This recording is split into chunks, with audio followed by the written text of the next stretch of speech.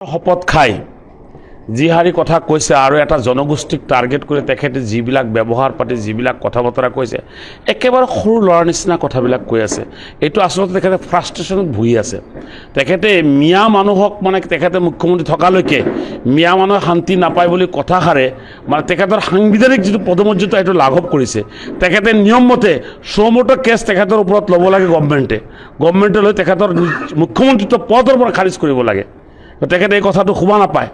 তেখেতে যিটো তেখেতে সকলো জনগোষ্ঠীৰ মুখ্যমন্ত্ৰী, এটা জনগোষ্ঠীৰ কাৰণে মুখ্যমন্ত্ৰী নহয় নহয়।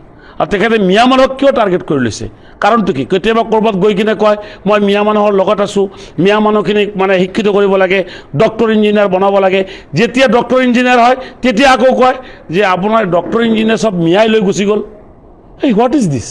তেখেতে কি ক'ব খুজি আছে? তেখেতে আচল ফ্ৰাষ্ট্ৰেশ্যনত আছে।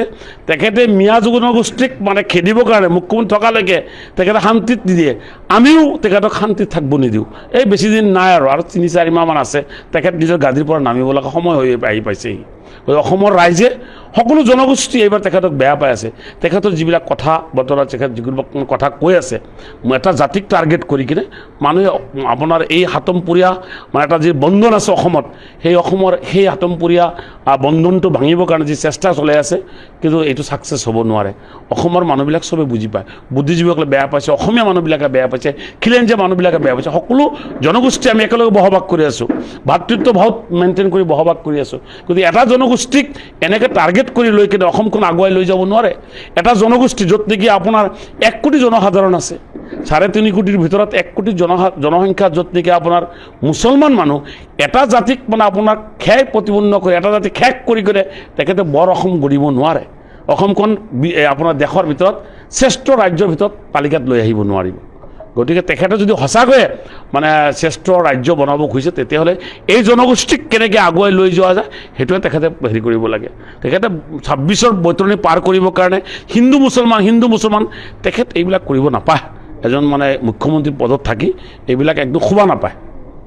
আমি মিয়া মানুহৰ কথা কওঁতে, মিয়া মানুহৰ মাটিৰ পাট্টা দিওঁতে, মিয়া মানুহৰ উচ্চতৰ বিৰোধিতা কৰোঁতে আৰু মিয়া মানুহৰ হৈ নিজৰ জানটো দিওঁতে যদি কংগ্ৰেছৰ বি টিম বুলি নহয় এ টিম ক'লেও মোৰ কোনো আপত্তি নাই। তাতে কিডাল হ'ল? কংগ্ৰেছে বিজেপিৰ বি টিম। আপোনালোকে নাজানে নেকি? যেতিয়া নেকি কংগ্ৰেছ পাৱাৰত আছিলে তেতিয়া আপোনাৰ মিয়া মানুহৰ কথা পাহৰি গৈছিলে। মিয়া মানুহৰ ডিটেনশ্যন কেম্প বন্ধ নকৰিলে, ডিভোটাৰ শেষ নকৰিলে, কেবিনেটে সিদ্ধান্ত ল'লে 1 মিনিটত ডিভোটাৰ শেষ হ'ল নকৰিলে, মাটিৰ পাট্টা নিদিলে, যাৰ কাৰণে বিজেপি আহি উচ্ছেদ কৰা আৰম্ভ কৰিছে। গতিকে কংগ্ৰেছৰ গৰিয়ালৰ চকু পানী টকা বন্ধ হৈ যাব। মিয়া মানুহ এতিয়া বুজা হ'ল। গতিকে কংগ্ৰেছে যিটো ভাবি আছে তেখেতসকলে যদি চৰকাৰ বনাব খুজিছে আপাৰ আছামত যাব লাগে, বৰাকবিলত কাম কৰিব লাগে, BTCত কাম কৰিব লাগে, ক'তো নাযায়, ঘূৰি ঘূৰি মিয়া মানুহৰ ওচৰত। তাৰমানে মিয়া মানুহৰ ভোটখিনি ল'ব লাগে, মিয়া মানুহৰ কাম কৰিব নালাগে। মিয়া মানুহৰ ভোটটো মজা লাগে। মিয়া মানুহৰ প্ৰতিনিধিত্ব কৰা মনৰ বদৰুদ্দিন চাহাব আছে, আমি আছোঁ। গতিকে কংগ্ৰেছে আৰু আপোনাৰ হেৰি কৰিব নালাগে। গতিকে কংগ্ৰেছ পাৱাৰত আছিলে